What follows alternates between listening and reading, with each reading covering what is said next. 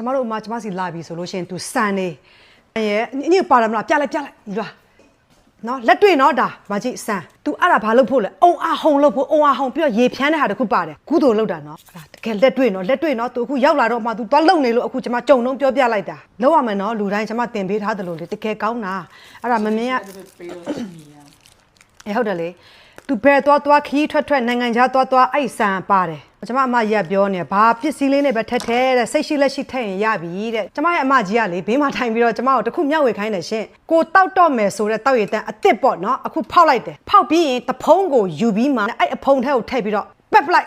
အုံအားဟုံးဆိုပြီးတော့ပက်ပလိုက်ပြီးမှအဲ့ရေကိုတောက်အုံအားဟုံးဆိုလို့ရှိရင်အလကားအုံအားဟုံးလို့မရဘူးလေနော်ရှိသမျှကဘာစัจ java အနက်မရှိတတ်တော်များအပေါင်းအားလုံးအခက်ခဲမှန်သမျှအားလုံးကြော်လွှားနိုင်ပါစေလက်ရှိဘဝမှာပို့ပြီးကံကောင်းပါစေလိုအပ်နေသမျှအားလုံးပြည့်စုံပါစေဒီအုံအားဟုံးလို့ပြောမှသူတောက်ခွင့်ရတာတောက်ခွင့်ရအောင်လူတိုင်းကိုအုံအားဟုံးလှုပ်လိုက်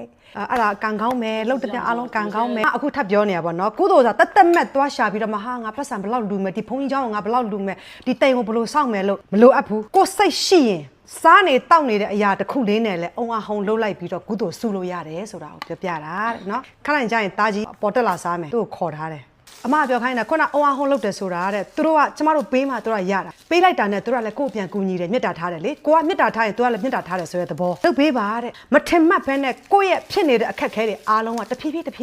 နဲ့အရန်အဆင်ပြေလာတာဆိုတာကိုသိတာလာမယ်